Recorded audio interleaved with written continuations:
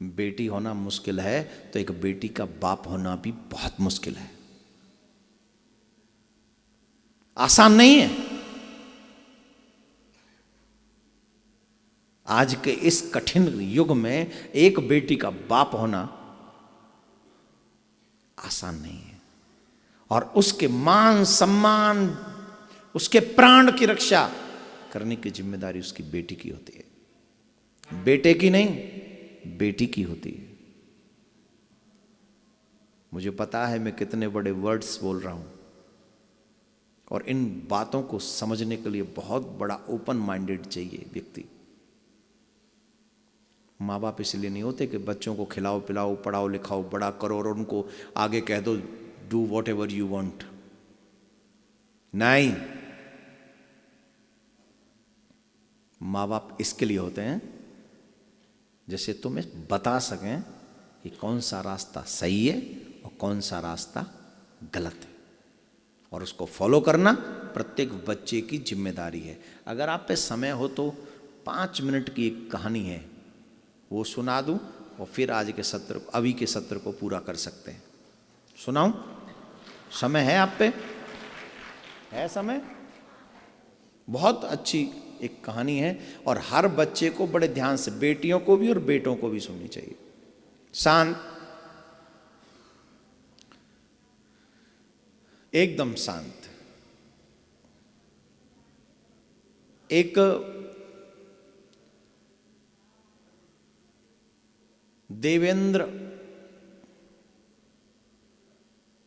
देवेंद्र जी थे, सरकारी ऑफिसर थे, पुलिस डिपार्टमेंट से रिटायर हुए थे। उनकी पत्नी और वो, उनका बेटा, बेटे की बहू, बेटी का विवाह हो गया था।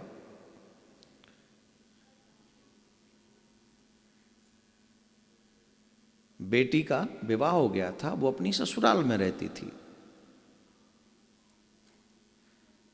देवेंद्र जी का बहुत अच्छा घर था, बहुत बड़ा घर था, वहां बेटा और बहू के साथ रहा करते थे।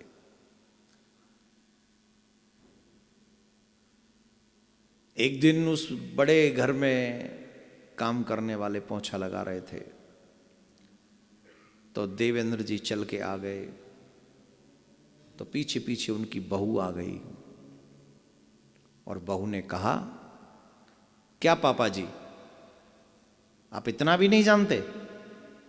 कितनी मेहनत से उसने पोंछा लगाया और तुम उस पे चले आए, देखना तुम्हारे पैरों के निशान उस पृथ्वी पे पड़ गए वहां, अब उसे दोबारा मेहनत करनी पड़ेगी, इतना तो आपको जानना चाहिए।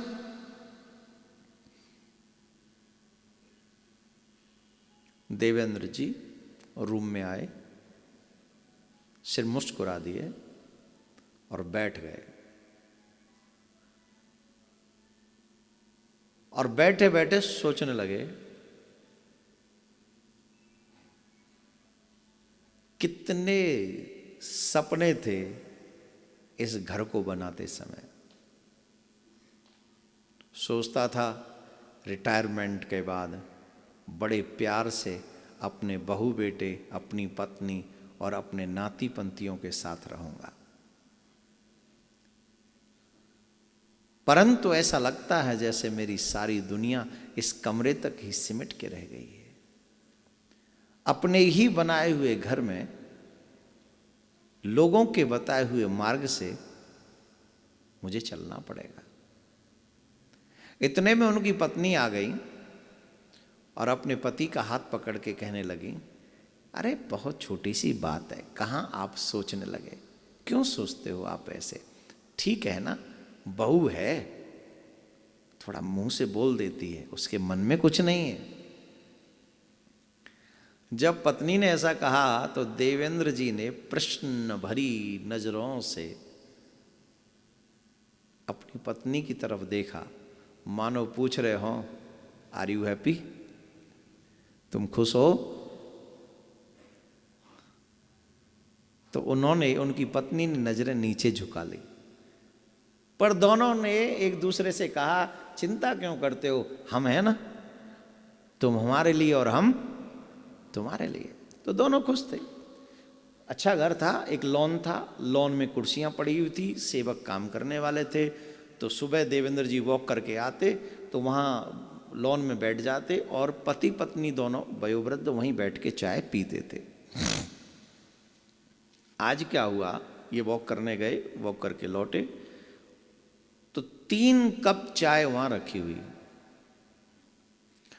ऑलमोस्ट ऑल डेज में ऐसा होता था कि सिर्फ 2 ही कप रहती थी, पति पत्नी पीते थे। हालांकि तीसरा उनका बेटा विकास चाय तो पीता था, पर काफी सालों से उसने अपने माँ बाप के साथ बैठकर कभी चाय नहीं पी थी। पर जो घर का सेवक था वो 3 चाय के कप रख के गया था। अब देवेंद्र जी सोच रहे थे किसके लिए, मन ही मन में। तो इतने में विकास आकर बैठ गया। तो पिताजी ने देखा, मन ही मन सोचा, अच्छा आज ये हमारे साथ चाय पिएंगे, चलो खुशी हुई, अच्छा है।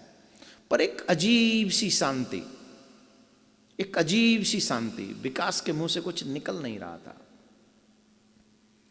ये वही विकास है बचपन में अपने पिता के पास में वो तब तक बोलता रहता था, तब तक बोलता रहता था जब तक बोलते बोलते थक कर वो सो नहीं जाता था। आज वो बहुत शांत है। और जब बोला तो अपनी मां से बोला। क्या बोला? बोले मां, तुम्हारी बहू के मायके वालों के घर में मीन्स मेरी साली की शादी है और वो यहां 10-15 दिन के लिए इस शहर में आ रहे हैं, इस शहर में आ रहे हैं। तो उन्होंने मुझसे कहा कि हम आएंगे, वहां रहेंगे, घर तो कोई एक 10-15 दिन के लिए कोई घर अगर मिल जाए तो हम वहां रहकर अपनी बेटी की शादी कर देंगे। तो मैंने कहा है कि हमारा इतना बड़ा घर है और हमारे इतने बड़े घर में होते हुए भी, हमारे इतना बड़ा घर होते हुए भी तो आपको कहीं दूसरी जगह किराए पे जाना पड़े, ये ठीक नहीं, आप यहीं आ जाइए। तो अब 10-15 दिन के लिए वो हमारे यहां आने वाले हैं 1 महीने के बाद। तो मैंने आपकी व्यवस्था दीदी के घर में कर दी है। दीदी भी, उनकी बेटी भी उसी शहर में थी। मैंने आपकी व्यवस्था दीदी के घर में कर दी है। आप 15-20 दिन उसके घर में रह सकते हैं और दीदी को पता है, वो हामी भर दी है उसे। अब बोल दिया। तो अब तक देवेंद्र जी शांत थे, लेकिन अब उनसे नहीं रहा गया और उन्होंने कहा सुनो, अब हमारे घर से तुम हमें निकालोगे, हम कहीं नहीं जाएंगे, हम यहीं रहेंगे। बोले अब तो इसने भी बोल दिया है, मैंने भी बोल दिया है, क्या आप हमें झूठा ठहराएंगे? 10-15 दिन हमारी बहन के यहां रह लेंगे तो कुछ बिगड़ नहीं जाएगा आपका। इतना कहकर विकास उठकर चला गया।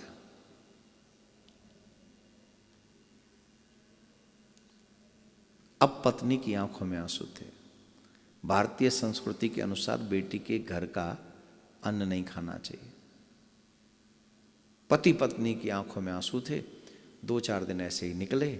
एक दिन वो लंबा लॉन्ग वीकेंड था तो अपने ससुराल में अपने बच्चों को लेके चला गया और कह गया कि मैं 1 हफ्ते बाद आऊंगा। वो चला गया। दोनों पति पत्नी ने डिसाइड किया और ये भी बाहर घूमने के लिए चले गए। घूमने मीन्स किसी तीर्थ में चले गए। 1 हफ्ते बाद विकास आया और विकास ने देखा कि मकान में ताला पड़ा है। वहां खड़ा था तो वहां चौकीदार आ गया, जो घर का चौकीदार था। बोले साहब बाबूजी आपके लिए एक लेटर दे गए और एक चाबी पकड़ा दी, एक चाबी पकड़ा दी और एक लेटर पकड़ा दिया। और लेटर में जो लिखा था देवेंद्र जी ने, थोड़ा ध्यान दीजिएगा आप सब भी।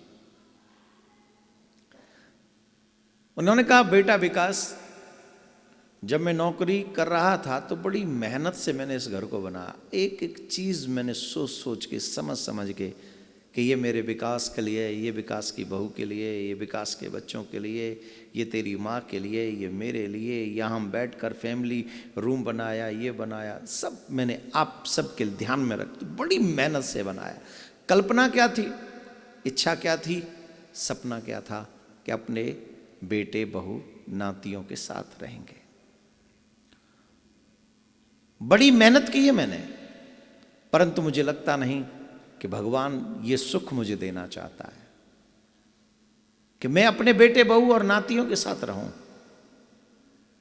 सुनो, मैंने तुम्हें एक चीज नहीं बताई थी, मैंने एक पॉश इलाके में एक फ्लैट ले रखा है। एक पॉश इलाके में, इसी शहर में फ्लैट ले रखा है, और वो मैं तुम्हें दे रहा हूं। उसे हमारा आशीर्वाद समझना। ये जो घर है ना, ये मैंने अपने खून पसीने की मेहनत से कमाया है और बनाया है।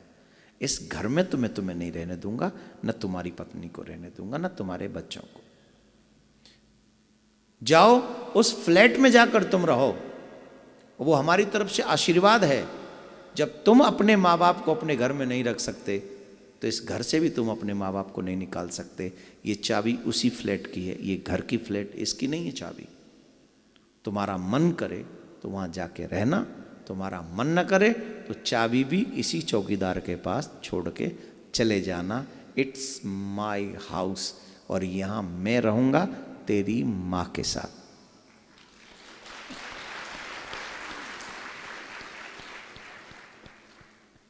अब आप सोच रहे होंगे यहाँ गलत कौन है? पिता के इस डिसीजन के बारे में आप क्या कहेंगे, राइट या रॉन्ग? पर ये डिसीजन लेने के लिए भी बाध्य किसने किया? बेटे और, तो ये ऐसे बेटे और ऐसी बहुएं मेरे भारत की संस्कृति नहीं है। हमें ऐसे बहु बेटे बनना है जिन बहु बेटों को पाकर आपके माँ बाप का यश और भाग्य और बड़ा हो, और सब लोग सोचें कि बेटा हो तो इस जैसा, बहू हो तो इस जैसी। हमारा सत्संग हमको यही सिखाता है कि हम अच्छे बने, हम नेक बने, और अपनी सेवा से सबके मन को प्रफुल्लित करें और आनंदित करें। यही आप सबको आज शांति संदेश में, युवा शांति संदेश में मेरी तरफ से एक मैसेज था। क्या बोलना पड़ेगा? जोर से बोलना पड़ेगा, और जोर से।